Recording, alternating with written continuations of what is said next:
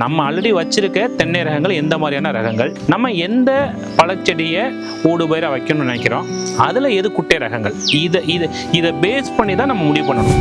7 மணியில் ஆரம்பித்து 11 மணி வரைக்கும் இருக்கக்கூடிய இந்த சூரிய ஒளியில் மட்டும்தான் பெரும்பாலான பிளான்ட்ஸ் நமக்கு ஒளிச்சேர்க்கை நடத்தும். இது ஏன் அப்படின்னா, குறைஞ்சபட்சம் நீங்கள் ஒரு தென்னை 25 அடிக்கு மேலே வச்சாதான் அதில் ஊடுபயிர் வைக்கிறது ஈஸியாக இருக்கும். வருங்காலங்களில் தென்னையும் வளர்ந்து பழச்செடிகளும் வளரும் போது சூரிய ஒளிக்கான பிரச்சனை இல்லாமல் இருக்கும். 2 தென்னை நடுவில் வைக்கிறது எப்போவுமே டுவார்ஃப் வேரைட்டியாக இருக்கணும். ஒரு 4 தென்னைக்கு நடுவில் இருக்கக்கூடிய புள்ளி வைக்கக்கூடிய பிளான்ஸ் செமி டுவார்ஃப் வேரைட்டியாக இருக்கணும். என்ன மரப்பயிர் இல்லை தென்னையில் என்ன ரகம் வைக்க போகிறோம், அதை குறைஞ்சபட்சம் எந்த இடைவெளிக்கு மேலே வைக்கிறீங்க, இதை முடிவு பண்ணிட்டு தான் நம்ம அதில் என்ன பழச்செடிகள் வைக்கலாம், அது குட்டை ரகங்கள் வைக்கலாமா இல்லை நடுத்தர குட்டை ரகங்கள் வைக்கலாமா, இது எல்லாமே முடிவு பண்ணணும். இன்னமும் அது உங்களுக்கு ஏதாவது குழப்பம் இருக்குன்னா நீங்கள் எப்போ வேணாலும் எங்களுடைய ஹெட் ஆஃபீஸையோ அக்ரி டீமையும் நீங்கள் காண்டாக்ட் பண்ணலாம். இல்லை எங்கள் அக்ரோனமிஸ்ட்டே வந்து பார்த்து கூட உங்கள் சஜஸ்ட் கொடுப்பாங்க. இருந்தாலும் இந்த பேசிக் அடிப்படை விஷயங்களை நீங்களும் புரிஞ்சுக்கிட்டீங்கன்னா எங்கேயும் ஏமாறாமல் நீங்கள் சரியான பழப்பயிரை ஊடுபயிராக தேர்வு பண்ணி அதில் நீங்கள் வெற்றி பெற முடியும்.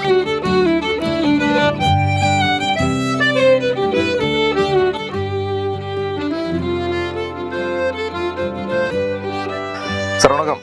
வணக்கம் சார். எப்படி தான் இருக்கீங்க? நல்லா இருக்கேன் சார். சொல்லுங்கள் சார். ஒவ்வொரு வாரமும் நம்ம சந்திச்சு நிறைய விஷயங்கள் டிஸ்கஸ் பண்ணுறோம். ஸோ அதில் ஒவ்வொரு வாரம் பார்த்தீங்கன்னா நம்ம வெரைட்டியை இன்ட்ரடியூஸ் பண்ணியிருந்தோம். அதுக்கப்புறம் பார்த்தீங்கன்னா கன்றுகள் எப்படி நடவு செய்யணும் அப்படின்னு சொல்லி பார்த்துட்டு இருக்கோம். ஸோ இப்போ இன்னைக்கு வர சீசனில் பார்த்தீங்கன்னா ஒவ்வொரு கொஸ்டினுக்கும் ஆன்சர் பண்ணுற மாதிரி இருக்கும்னு நினைக்கிறேன். ஸோ அதில் முக்கியமானதாக பார்த்தீங்கன்னா நிறைய விவசாயிகள் கேட்குறது ஊடுபயிர் பற்றின விஷயங்கள். ஏன்னா நம்ம நிறைய வெரைட்டிஸ் கொண்டு வரும்போது நிறைய விவசாயிகளுக்கு ஆர்வம் வருது. ஸோ ஆல்ரெடி நம்ம ஒரு கிராஃப்ட் பண்ணிட்டோமே, இப்போ இந்த ஊடுபயிராக இந்த பழ விவசாயத்தையும் பண்ண முடியுமான்ற ஒரு கேள்வி வருது. ஸோ அதை சுற்றி தான் இந்த வீடியோ இருக்க போகுது. கண்டிப்பாக. ஸோ அதில் மெயினாக பார்த்தீங்கன்னா நிறைய விவசாயிகள் பொதுவாக தென்னை சாகுபடி பண்ணியிருப்பாங்க. ஸோ அதுக்கிடையில் பார்த்தீங்கன்னா இந்த குட்டை ரகங்கள் சொல்கிறீங்க, செமிடார்ஃப் வெரைட்டி சொல்கிறீங்க. ஸோ இதுவுமே ஊடுபயிரெலாம் பண்ணலாமா அப்படின்ற மாதிரி கொஸ்டின் வருது. ஸோ அது உங்ககிட்ட கேட்டு தெரிஞ்சுக்கலாம் தான் இன்றைக்கி வந்திருக்கோம். சொல்லுங்கள் சார். கண்டிப்பாங்க சார். ஏன்னா இப்போ பொதுவாக பார்த்தீங்கன்னா நம்ம தமிழ்நாடு வரும்போது தென்னை விவசாயம் அதிகம். ஓகே. அதே மாதிரி மரப்பயிர்களும் சாகுபடி பண்ணியிருப்பாங்க. இந்த மாதிரி தென்னை விவசாயம் பண்ணியிருக்கக்கூடிய ஒரு ஃபார்மில் நம்ம பல விவசாயத்தை ஊடுபயிராக இன்ட்ர கிராப்பாக கொண்டு போக முடியுமா, கமர்ஷியலாக வணிக ரீதியாக வெற்றி பெற முடியுமானா கண்டிப்பாக வெற்றி பெற முடியும். ஓகே. பட் அதை எதை பேஸ் பண்ணி டிசைட் பண்ணோம் அப்படின்னா, இப்போ பழச்செடியும் எடுத்தீங்கன்னா குட்டை ரகங்கள் இருக்குது, நடுத்தர குட்டைன்னு சொல்லுவோம், செமி டுவார்ஃப்னு இருக்குது, டால் வெரைட்டிஸ்ன்னு இருக்குது. அதே மாதிரி தென்னைன்னு எடுத்திங்கன்னா நம்மள்ட்ட டால் வெரைட்டிஸ் இருக்குது, நெட்டை ரகங்கள் இருக்குது, குட்டை ரகங்கள் இருக்குது, குட்டை நெட்டை இருக்குது. ஓகே. அப்போ நம்ம ஆல்ரெடி வச்சிருக்க தென்னை ரகங்கள் எந்த மாதிரியான ரகங்கள், நம்ம எந்த பழச்செடியை ஊடுபயிராக வைக்கணும்னு நினைக்கிறோம், அதில் எது குட்டை ரகங்கள், இதை பேஸ் பண்ணி தான் நம்ம முடிவு பண்ணணும். பொதுவாக நீங்கள் ஒரு 4 தென்னையை கன்சிடர் பண்ணிங்கன்னா இந்த 4 தென்னைக்கு நமக்கு மொத்தம் 5 பாயிண்ட் கிடைக்கும். ஓகே. 5 கன்றுகள் நம்ம வைக்க முடியும். நடு சென்டர்ல நம்ம ஒரு கன்று வைக்க முடியும். அது மாதிரி 2 தென்னைக்கு நடுவுலையும் ஒரு பாயிண்ட்ல நமக்கு ஒரு பழச்செடி வைக்க முடியும். ஆனா இந்த எந்த பழச்செடி எங்க வைக்கிறங்கிறத அதோடைய குட்டை ரகமா நடுத்தர குட்டையாங்கிறத வச்சும் சூரிய ஒளி எப்படி படுது இதெல்லாம் பேஸ் பண்ணி நம்ம டிசைட் பண்ணணும். இதை பத்தி நம்ம கொஞ்சம் டீட்டெயிலாக இந்த வீடியோவில் பார்க்கலாம். ஏன்னா பெரும்பாலும் நமக்கு வரக்கூடிய ஃபார்மர்ஸ் பார்த்தீங்க அப்படின்னா ஆல்ரெடி தென்னை விவசாயம் பண்ணியிருக்காங்க பல ஏரியாக்களில், அவங்களுக்கு ஊடுபயிர் பண்ணணுங்கிறது கேட்குறாங்க. பட் இதை எப்படி டிசைட் பண்றது அப்படிங்கிறத ஃபார்முலா ஈஸியாக பண்ண முடியும். அது எப்படி எதன் பேஸ் பண்ணி நம்ம அந்த ஊடுபயிரை டிசைட் பண்ணணுங்கிற இந்த வீடியோவில் நம்ம விரிவாக பார்க்கலாம். வாங்க சார். இப்போ நம்ம தென்னை மாதிரியான லாங் டேர்ம் கிராப்பில் ஊடுபயிர் பண்ணுறதுக்கு அடிப்படையில் நம்ம தெரிஞ்சுக்க வேண்டியது சூரிய ஒளி, அதாவது ஒளிச்சேர்க்கைன்னு சொல்கிறது, ஃபோட்டோசிந்தசிஸ். ஒரு கன்றுகளை பொறுத்த வரைக்கும், தாவரங்களை பொறுத்த வரைக்கும் நம்ம கொடுக்குற சத்துக்கள், உரங்கள், இது எல்லாமே அதுக்கான ரா மெட்டீரியல் தான். ஒரு உணவு தயாரிக்கிறது கன்றுகளை பொறுத்தவரை அதுதான் உணவை தயாரிக்க போகுது. இப்போ நமக்கு என்னதான் ரா மெட்டீரியல் இருந்தாலும் ஒரு இருந்து தான் அந்த உணவு தயாரிக்கிறோம் இல்லையா, அதே மாதிரி தான் கன்றுகளை பொறுத்தவரை அதுக்கு தேவையான உணவு அதுதான் தயாரிச்சிக்குது. நம்ம கொடுக்குறது அதுக்கான ஒரு ரா மெட்டீரியல், உரங்கள்ங்கிறது எல்லாமே. அப்போ இந்த ஒளிச்சேர்க்கை எப்படி நடக்கும் அப்படின்னா, நம்ம கொடுக்கக்கூடிய எந்த ஒரு நியூட்ரிஷன் எதுவாக இருந்தாலும் அதையும் தாண்டி அடிப்படையில் சூரிய ஒளிங்கிறது வேணும். அந்த சூரிய ஒளியை பேஸ் பண்ணி தான் அது உணவு தயாரிக்குது, அதை தான் ஒளிச்சேர்க்கைன்னு சொல்கிறோம். அப்போ அந்த சூரிய ஒளி எந்த ஒரு சூரிய ஒளி இருந்தாலும் இது ஒளிச்சேர்க்கை நடக்குமா அப்படின்னா கண்டிப்பாக கிடையாது. இதை தெளிவாக புரிஞ்சுக்கிட்டோம்னா நம்ம எப்படி ஊடுபயிரை நம்ம டிசைட் பண்ணலாங்கிறத ஃபார்மர்ஸ் அவங்களே தெரிஞ்சுக்க முடியும். இப்போ உதாரணத்துக்கு இது ஒரு சன்லைட்டை வச்சுக்கோ. நம்ம இப்போ மார்னிங் ஒரு 7 o'clock ஸ்டார்ட் ஆகுது சூரிய ஒளி அப்படின்னா கிட்டத்தட்ட ஒரு ஒரு ஒரு நம்ம ஒரு ஒரு 60 ரேங்குன்னு சொல்லுவோம் இல்லையா, மார்னிங் ஒரு 11 மணி வரைக்கும் இருக்கக்கூடிய 7 மணியில் ஆரம்பித்து 11 மணி வரைக்கும் இருக்கக்கூடிய இந்த சூரிய ஒளியில் மட்டும்தான் பெரும்பாலான பிளான்ட்ஸ் வந்து நமக்கு ஒளிச்சேர்க்கை நடத்தும். இது ஏன் அப்படின்னா இந்த சூரிய ஒளிக்குன்னு ஒரு அளவு இருக்குது, இந்த நானோமீட்டருங்கிற சொல்லுவாங்க. ஸோ மார்னிங் ஸ்டார்ட் ஆகும்போது ஒரு 400 நானோமீட்டர் இருக்கிறது, ஒரு 11 o'clock சூரிய ஒளியில் பார்த்தீங்கன்னா ஒரு 650 700 700 நானோமீட்டர் வரைக்கும் அந்த சூரிய ஒளியின் அளவுங்கிறது இருக்கும். இந்த அளவு 400லேருந்து 700 நானோமீட்டர் இருக்கக்கூடிய சூரிய ஒளியில் மட்டும்தான் தாவரங்கள் ஒளிச்சேர்க்கைங்கிறது பண்ணும், உணவு தயாரிக்கும்.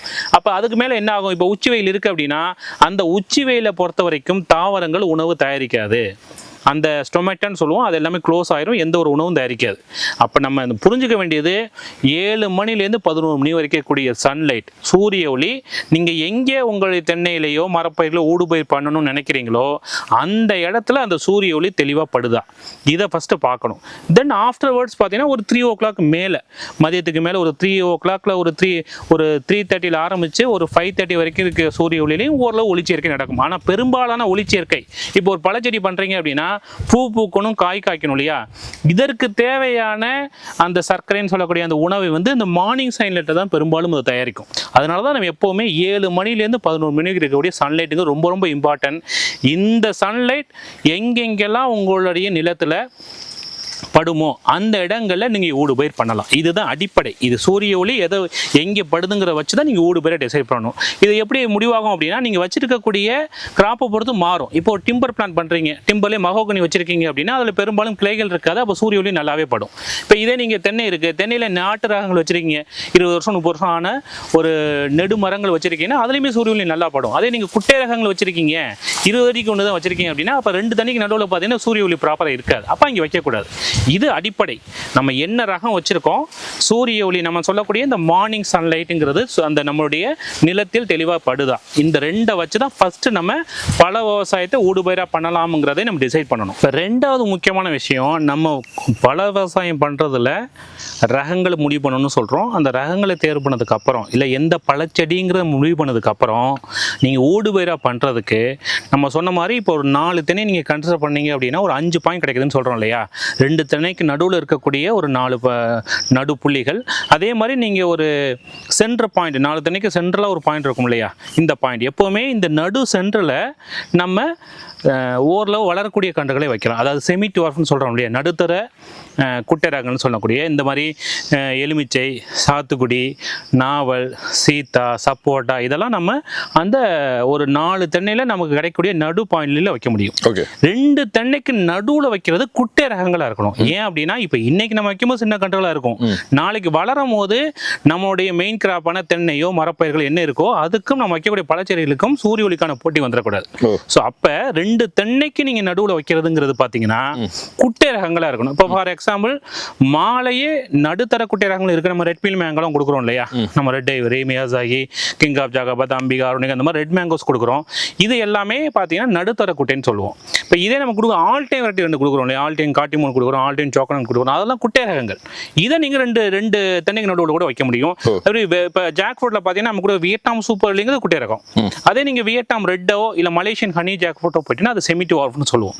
ஸோ நீங்கள் வைக்கக்கூடிய பழச்செடியில் எந்த ரகம் நீங்கள் முடிவு பண்ணுறீங்க அது குட்டை ரகமா நடுத்தர குட்டையா, இதை வச்சு தான் அந்த 5 புள்ளிகள்ங்கிறத நம்ம முடிவு பண்ணணும். 2 திணைக்கு நடுவில் வைக்கிறது எப்போவுமே டுவார்ஃப் வெரைட்டியாக இருக்கணும்.